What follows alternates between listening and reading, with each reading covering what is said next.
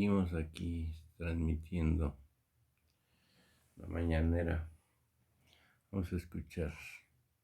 Vamos a quitar el recuadro, No pasen y no sean víctimas de la delincuencia. Entonces son de que el voto sea libre,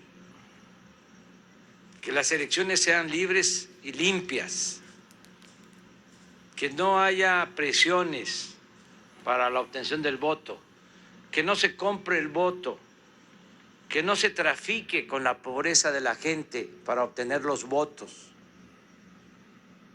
Y desde luego que no se rellenen las urnas, que no se falsifiquen las actas, que no voten los difuntos, que no haya carrusel, ratón loco, todo eso que ya ustedes saben porque no se dio hace mucho, sino fue desgraciadamente algo muy socorrido durante todo el periodo neoliberal, muchos fraudes. Entonces, que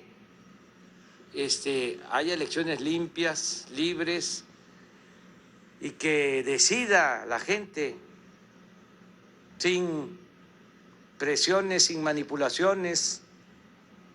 Además, si se utiliza el presupuesto para favorecer a candidatos, a partidos, si se hace fraude, ya en la Constitución se estableció que el fraude electoral es un delito grave.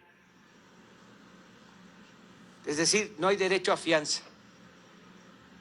Va a la cárcel el que compra votos, el que utiliza dinero público para favorecer a partidos, a candidatos, el que hace trampa. Eso es lo que se debe de difundir, también para que la gente lo sepa y que todos ayudemos a que pues se respete la voluntad del pueblo, que sea el pueblo el que elija libremente, que no sea con dinero, que no sean los grupos de intereses creados, que mucho menos sean los integrantes de las organizaciones del crimen organizado, los que pongan candidatos con dinero, con amenazas. Eso debe desterrarse. Funcionarios corruptos ya probados en corrupción, presidente, pero aquí en Sonora, Morena. Y también nosotros hemos hecho nuestra parte por parte de lo que es la impartición de justicia pronta y expedita en muchos casos y en otras también, Reina Aide, en el tema de trabajar en conjunto en los programas y en las reuniones estratégicas que obviamente no se pueden comentar aquí para combatir lo que es nuestro grave problema en Sonora, que lo reconozco y lo sé perfectamente, que es el homicidio doloso derivado de delincuencia organizada, específicamente en Caborca, Hermosillo no tanto, Cajeme y la región de Guaymas-Empalme. Todos seguimos trabajando en ese sentido y pues la verdad en temas electorales no pienso caer, como bien dice el presidente, los que estamos gobernando a gobernar y los que están en un momento ahorita electoral, pues en su momento electoral. Muchas gracias, Reina. Gracias. A ver, espera, vamos a ver si encontraron lo de Zoé. Sí. Sí, sería bueno también hacer la proyección de cuánto, ya deben de tener ustedes el dato, de cuánto es el salario mínimo,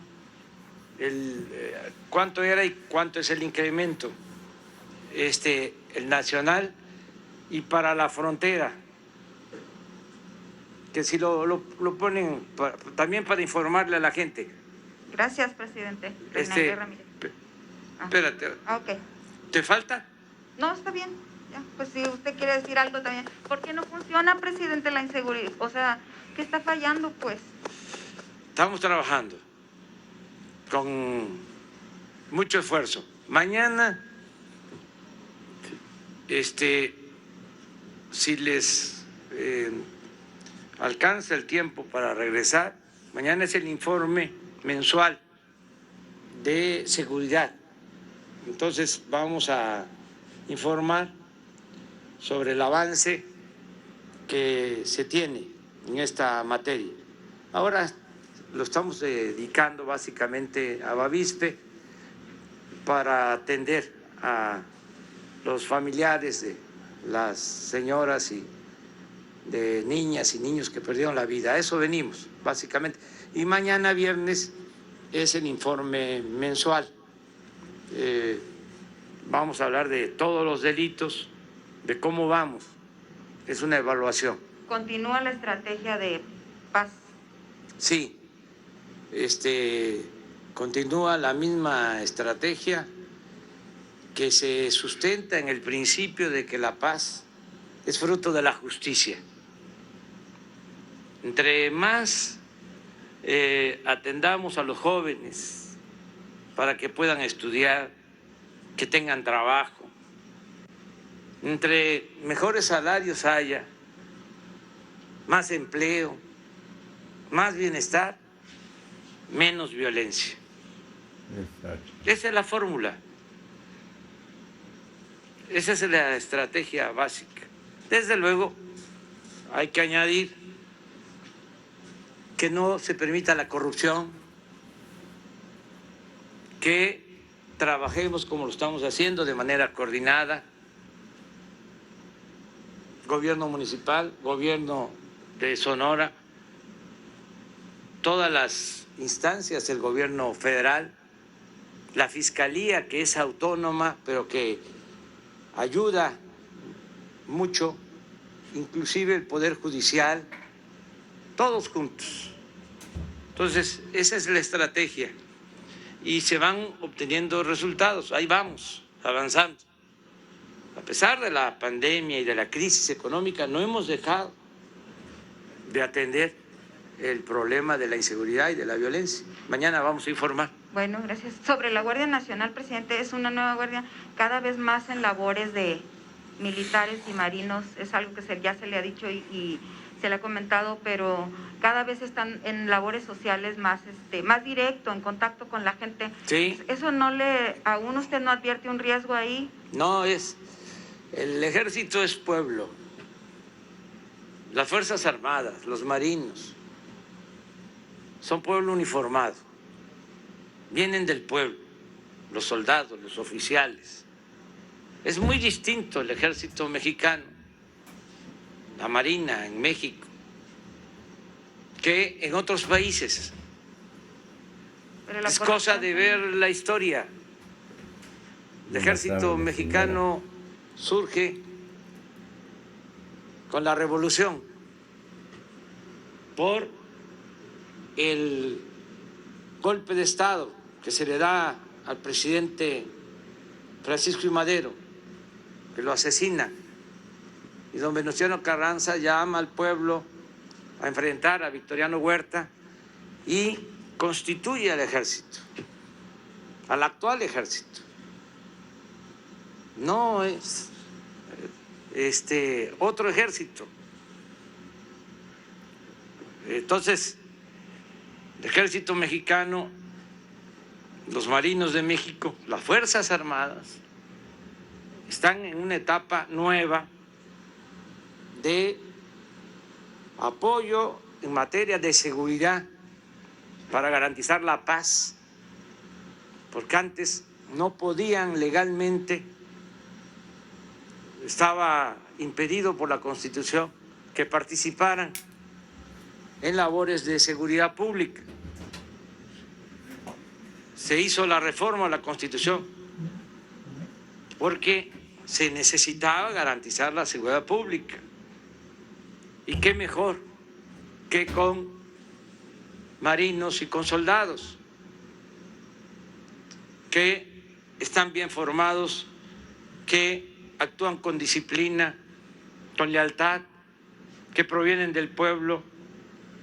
Pero además de esa labor que están realizando bien, que ha significado un gran apoyo al gobierno que encabezo, también en todas las labores de auxilio a la población, ahora que se padece de inundaciones, ahí están los marinos, ahí están los soldados, ayudando a la gente, ayudando al pueblo. Y por si fuese poco, ahora nos ayudan los ingenieros militares en las construcciones. Sí. En 2 años, en menos, en año y medio, se creó la Guardia Nacional. Ya hay 96,000 elementos de la Guardia Nacional. Esto nunca había sucedido. Nada más aquí en Sonora hay más de 2,000 elementos de la Guardia Nacional. Y se están creando estos cuarteles. ¿Quién construye estos cuarteles? Los ingenieros militares. ¿Cuánto cuesta construir un cuartel de estos? 26 millones de pesos. ¿En cuánto tiempo construyen los ingenieros militares un cuartel como este? 2 meses y medio. Imagínense lo que nos vamos a ahorrar. 220,000 millones de pesos, porque se está construyendo el aeropuerto militar Felipe Ángeles y se abandonó, porque así lo decidió el pueblo, el proyecto del lago de Texcoco. Pero tienen instrucción militar, presidente, y eso a veces no es compatible con los derechos humanos, con el ¿Cómo respeto. no? Desde incluso antes de que llegáramos nosotros al gobierno, ya en las Fuerzas Armadas era una asignatura obligatoria la materia de derechos humanos. Y ahora, con más razón, se respetan los derechos humanos. No hay masacres, no hay exterminio, no hay tortura. No somos iguales. Nunca vamos nosotros a reprimir al pueblo. Pero no solo por voluntad del presidente, que es el comandante de las Fuerzas Armadas, sino también por la conciencia que hay en los mandos, tanto en la Secretaría de Marina como en la Secretaría de la Defensa. Les voy a poner un caso, un ejemplo. Hace como año y medio estábamos iniciando el gobierno y hubo un exceso de unos marinos que actuaron de manera desalmada. Detuvieron unas personas y los asesinaron.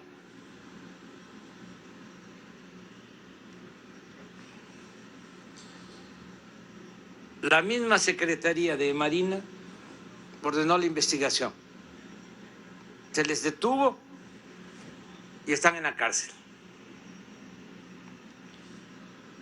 ¿Saben cuánto tiempo después llegó la recomendación de derechos humanos? 1 año después. Cuando uno actúa con principios, con humanismo, pues sabe muy bien cuáles son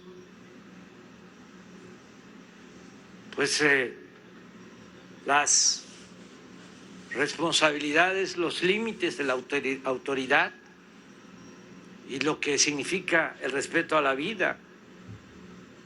No hace falta que venga una recomendación de una fundación o de una institución en México o del extranjero que nos vengan a decir qué tenemos que hacer. Eso se hacía cuando no había autoridad moral, cuando no había autoridad política. Entonces, sí, nos podían venir a decir, estás mal, porque estás ocultando esto, porque estás mintiendo, porque estás actuando como cómplice. Pero en este gobierno eso no se da. Ya cambiaron las cosas. Fíjate, ya hasta me estoy calentando, qué bueno. Por el frío, dice, Sí, ¿verdad? sí.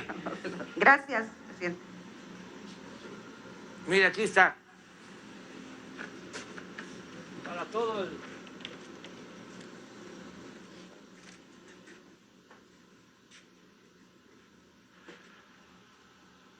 Para todo el pueblo, para los trabajadores,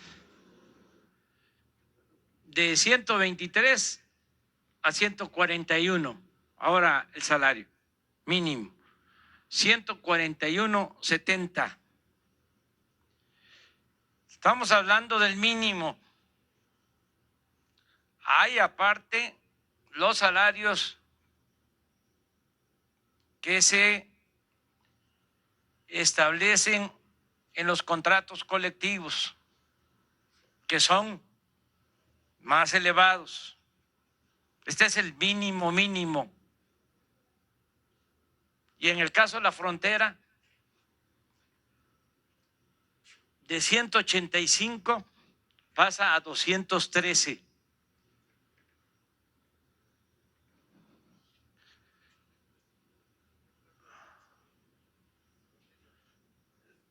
De todas maneras, a ver, si se hace una proyección, aquí al mes estaríamos como en 4.400. A ver si lo proyectan.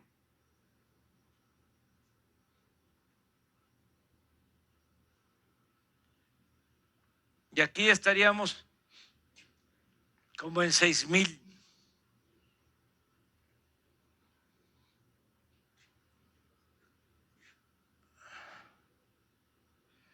6.300, 6.500.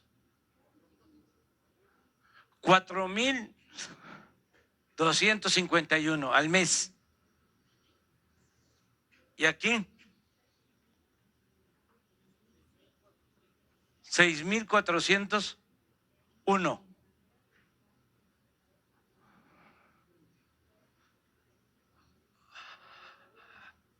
Ahora, ¿cómo estaba cuando llegamos? El 18. Era como 88 aquí. Y aquí también, porque era lo mismo.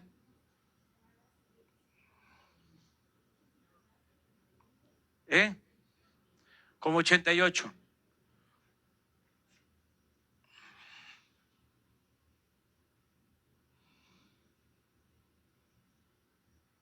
Aquí ha aumentado el doble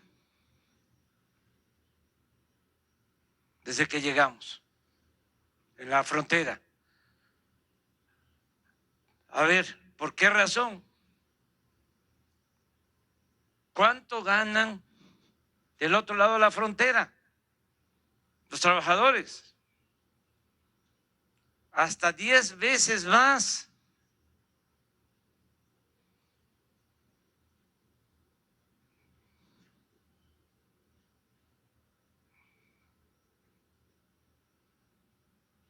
Pero de todas maneras, aquí hablamos de 4.000.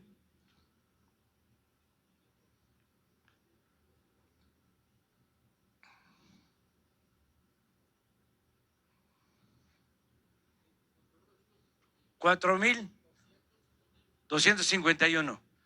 Y miren cuánto es la media del salario de los inscritos en el Seguro Social. A ver si la tienen.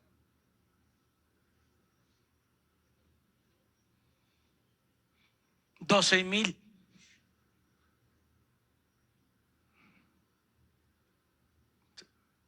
La mayoría de los trabajadores ganan más que el mínimo, porque también el mínimo no alcanza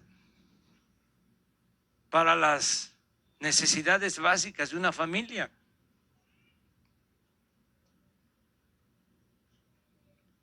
Este es el promedio de los inscritos, que son 20 millones de trabajadores al seguro.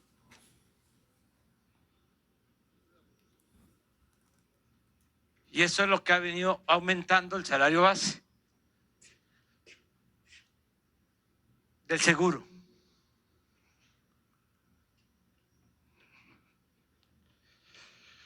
Bueno, ¿qué les parece si nos vemos mañana? ¿Sí?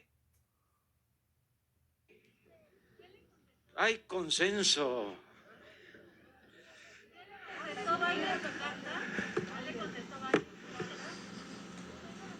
Ya va a haber información. Mañana.